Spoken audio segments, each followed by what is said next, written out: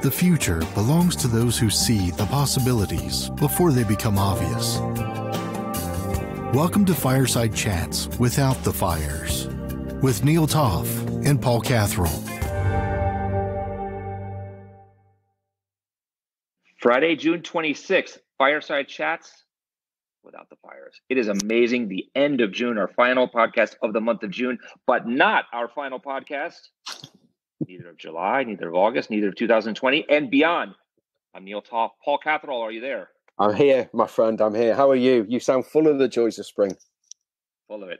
Full of it. It's the end of the week. Be happier. We're going to have a good show here.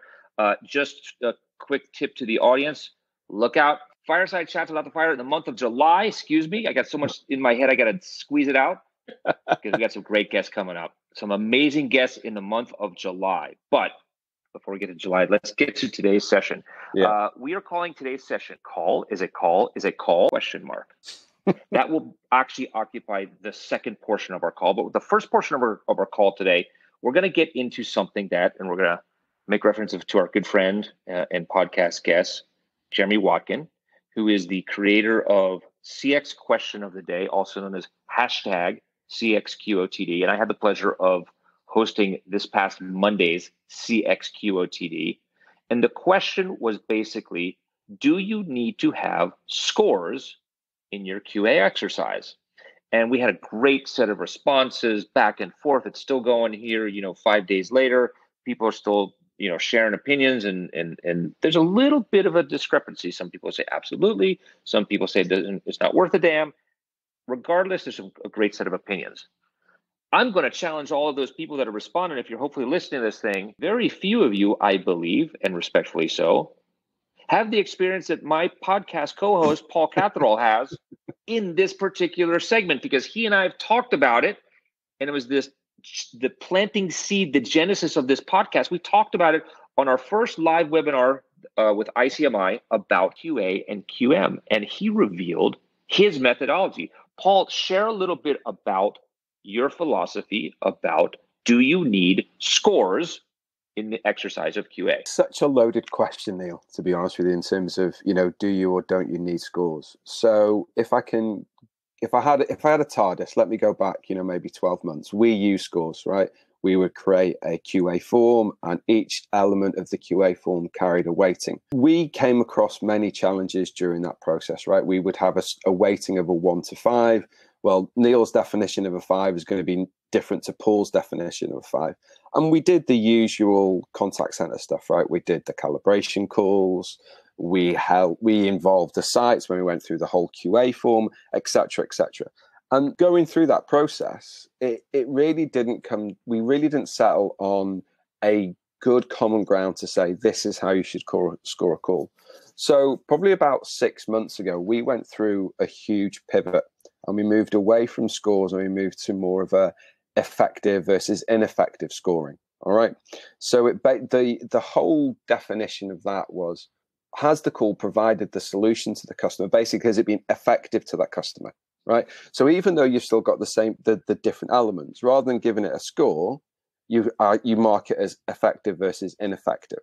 And that tends to be a little bit more easier for the contact center agents in particular, but also the sites to mark or to score against, if that makes sense. Does that follow, or am I? And please tell me. Yeah, no, it does. But so the point that I challenged some of the people that believed in scoreless QA is that you got to report into, let's call it the C-suite, let's call it the managers, the decision makers, and the decision makers, all the bean counters. We all want to know, well, how did we do in QA?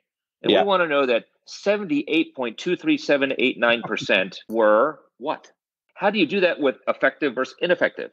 Does your leadership care? Are they not asking the right questions? Or are they basically, they've also drank the Kool-Aid and they've accepted and understood that they're going to get one or the other? How do you report that to them? Yeah, so it's a mixture of all of the above, as you said. The main one is they have drunk the Kool-Aid and they've realized that, if it was taken as, let's say, 6 months to agree what an 80% call was to mark from everybody involved, then surely that 6 months time is better put somewhere else. So that's why we made the change. We're lucky that we have our core leadership team they've completely bought into the customer experience model, right? They're completely aware of it, and they are so on board with it. It's unlike a company that I've worked with in the past. They're on board, they understand it, and they're willing to invest in it, not sacrifice anything, but invest in making sure that we give the right type of customer experience and the customer journey to our customers. So it's more the fact that the senior leadership understand it, and they understand what we're trying to do, and they now understand ineffective versus effective, what that means. There is a slight challenge though, that it's difficult to track progress, right? So how do you measure it? How do you go, well, we're now doing a better job? You know, how do we track that? And how we track that is through CSAT.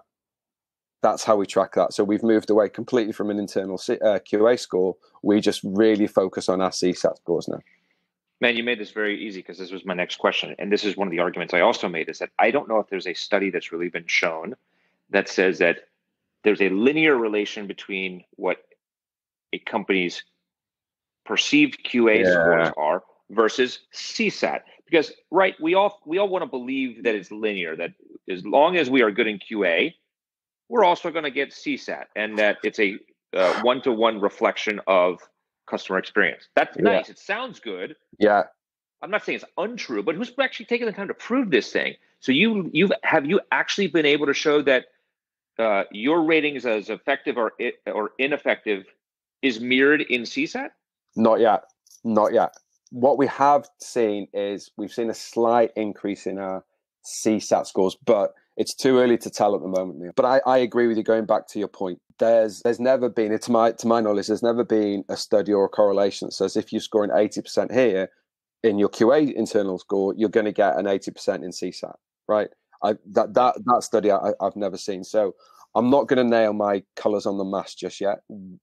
Our aim is to drive that, but who knows? And as well as the QA form, what we've done is we've implemented a call flow. So basically, it's kind of, look, this is the flow that we want the agents to follow. It's loose, but we give it. I guess a better way of describing it is we'll give you the skeleton, but Neil, we want you to add the meat. We want you to add the muscles, right? So that's kind of how we do it. Make sense? It does. I mean, that goes to the whole thing of, should a call be scripted or not? And there's some people that say that absolutely must be scripted, but then I think probably most would say, of course not. You can't script a call, because you're never going to really be able to predict what the heck the person is going to say or not say. But we'll get into that. That is in this upcoming portion of our call. Let's actually move into that. Okay. So this is now, I think, the second week that we're going to be starting this segment of the podcast called CX Myth Busters. Love it. Go ahead, man. Bust a myth for us. So it really is into what we were just talking about there. In my humble opinion, not every call is the same. You can train the agent, you can give them the right coach and the right knowledge, but they get a call from Neil. Neil's a different person to Paul, right? Your call flow is going to be different. The way that you interact with the agent is going to be different compared to me. So not every call is the same. That's my myth buster. But I can sense by your face, there's a challenge coming my way, right? I can feel it. So the title of the podcast is "A Call is a Call is a Call" with a question mark. Yeah. And witty British podcast co-host says, he removes the question mark and he says, "A call is a call is a call, period." Other, hopefully, or actually less witty American podcast co-host, me, says, "Of course, bloody fool. A call is a call is a call." Yes, it is. It is. It absolutely is. Why? Of course, Neil is different than Paul, and Paul is different than Sally, and Sally is different than Leslie O. We know that. But I think ultimately customers want the same thing.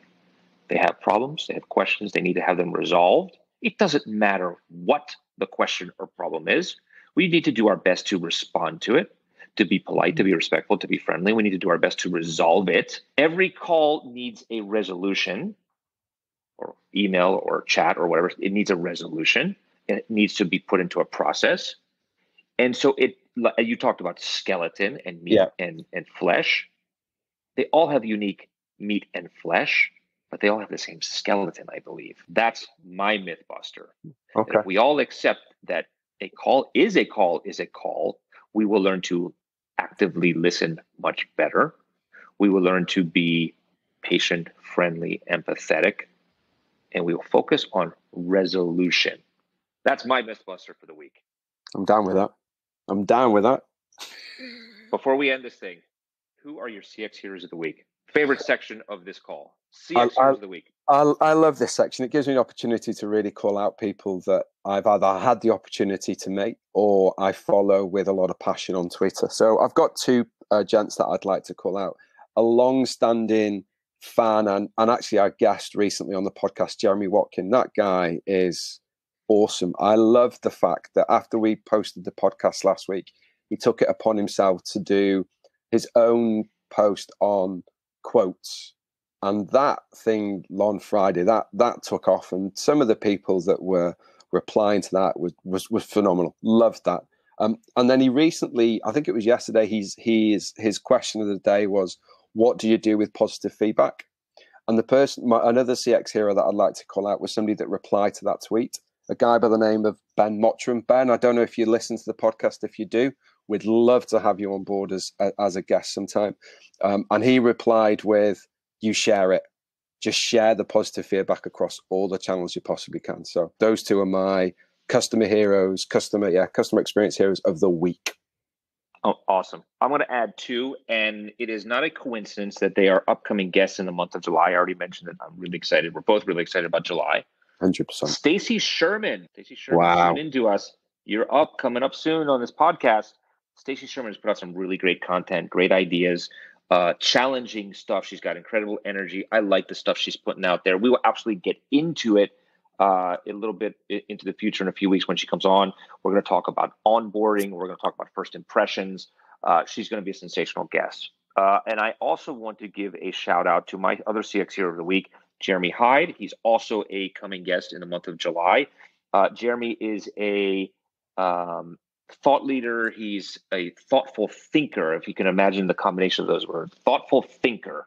There are a few people that take their time and reflect and just put out good content and ideas. Few of them are like Jeremy. He's going to be a sensational guest, articulate, energetic. He's all over the place. He works for an important airline, but he's also active in the Midwest Contact Center Association in a leadership role. So he's in a lot of places. He's going to be a sensational guest as well. Wow. Big fan of Jeremy's. What a July to look forward to, hey? I can't wait. It's amazing. We're going to wrap up today, Friday, June 26th, Fireside Chats Without the Fires. I got it right this time. Fireside Chats Without the Fires. We are grateful to our audience. Thank you for an amazing June. Paul, as always, a pleasure to run this podcast together with you. We're doing great things. July is going to be a sensational. August is going to be even better. And we can't wait to continue putting out amazing content. Absolutely. Thank you. Take care, Neal. Thanks, listeners. Take care. This has been another episode of Fireside Chats Without the Fires with Neal Toff and Paul Catherall. Follow Neal and Paul on Twitter at Neal Toff and at PaulCat72. Podcast feedback and topic suggestions are always welcome. Thank you for listening.